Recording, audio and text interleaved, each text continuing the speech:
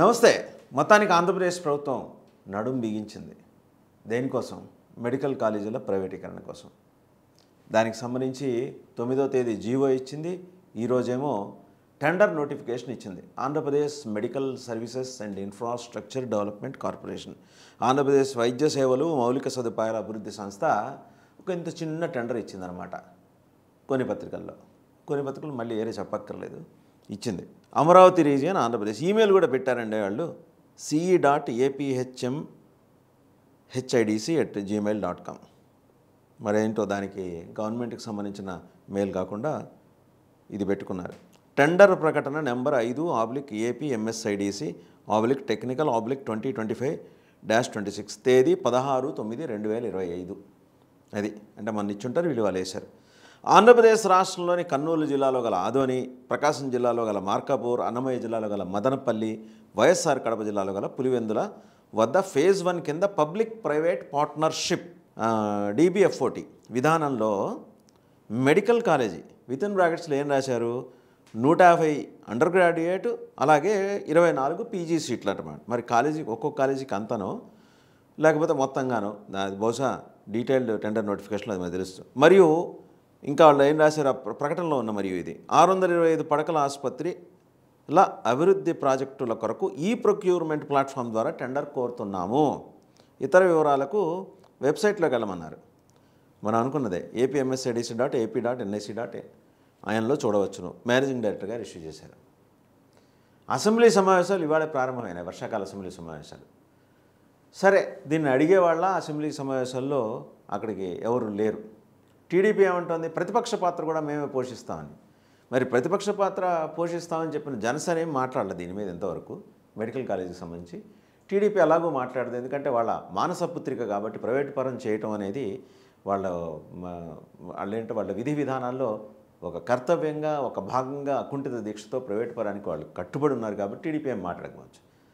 ప్రతిపక్ష పాత్ర పోషిస్తామని చెప్పుకునే జనసేన మాట్లాడలేదు ఇంతవరకు మెడికల్ కాలేజ్ ప్రైవేటైజేషన్.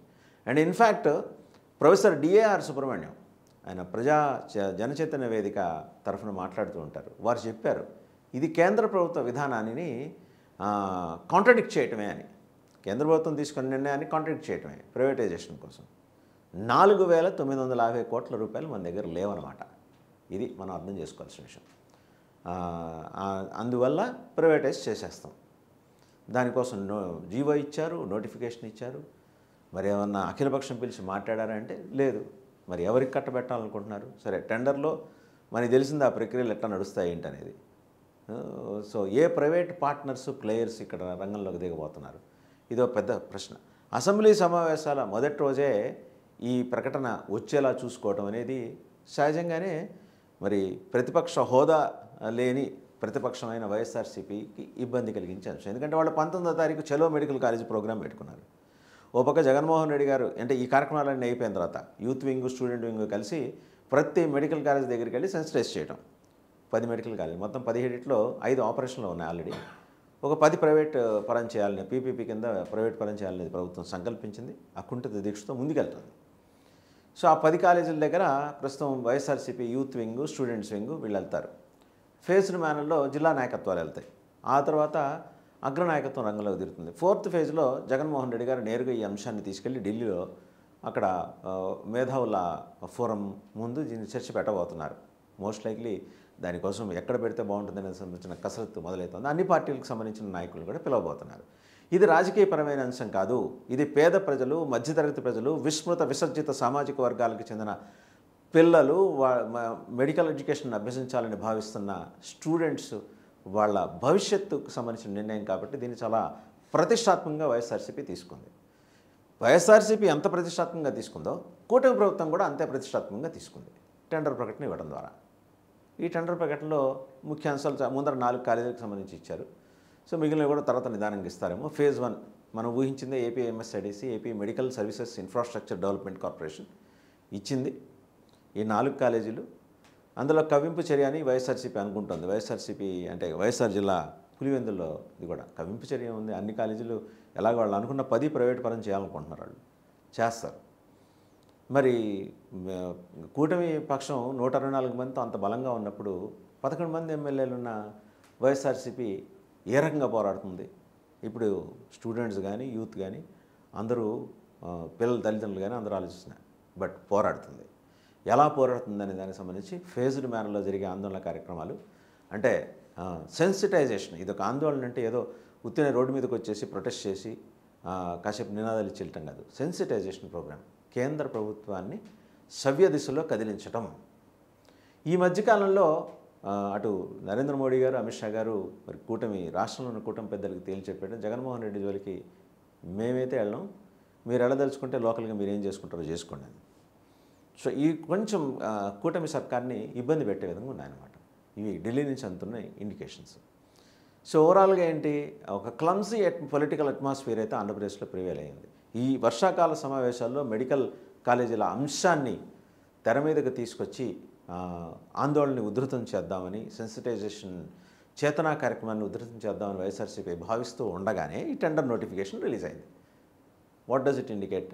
ఒక రిఫ్ట్, కాన్ఫ్రంటేషన్ కూటమికి వైఎస్ఆర్సీపీకి మధ్య స్పష్టంగా ఇక్కడ కనిపిస్తోంది. సో క్యాడర్స్, వైఎస్ఆర్సీకి సంబంధించిన క్యాడర్స్ సమాయత్తం అవుతున్నాయి.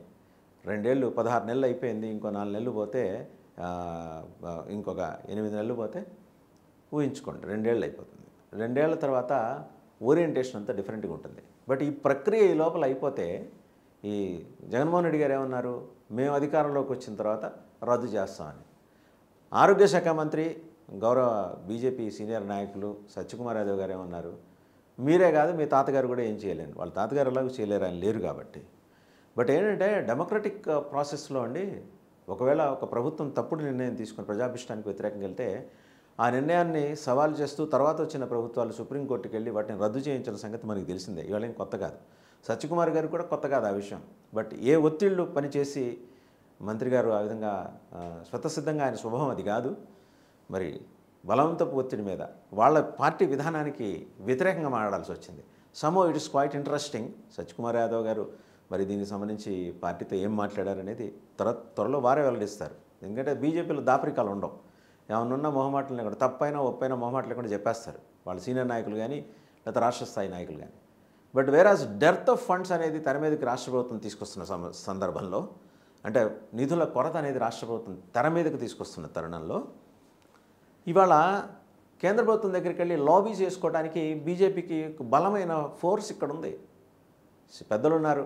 ఈరోజు పిఎన్ఎస్ మాధవ్ గారు కొత్తగా బాధ్యతలు స్వీకరించారు. వారు, అలాగే ఎంపీ గారు పురంధరేశ్వరి గారు, మాజీ అధ్యక్షుడు సోమవీరాజు గారు, ఇలాంటి వాళ్ళందరూ కలిసి వెళ్ళి, అయా మాకు వెనకబడిన జిల్లాలకు ఆల్రెడీ నిధులు కేటాయించారు, దేంట్లో భాగంగా రాష్ట్ర విభజన లో భాగంగా ఆంధ్రప్రదేశ్లో వెనుకబడిన జిల్లాలకి నిధులు కేటాయించారు, అందులో ఇంకా కొంత రావాల్సి ఉంది, ఆ 2000 కోట్లు ఎంతో ఉంది, అది ఇస్తే కనీసం ఒక 3-4 కాలేజీల ముందర మేము కట్టేసుకుంటాము అని చెప్పి లాబీ చేసుకుంటే ఒక పద్ధతి.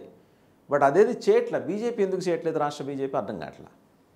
ఈ మొత్తం వ్యవహారాన్ని వైసీపీ ఇంటలెక్చువల్ వింగ్ గమనిస్తూనే ఉంది. సో వాళ్ళు దానికి సంబంధించిన డ్రాఫ్ట్ రెడీ చేసుకుంటున్నారు.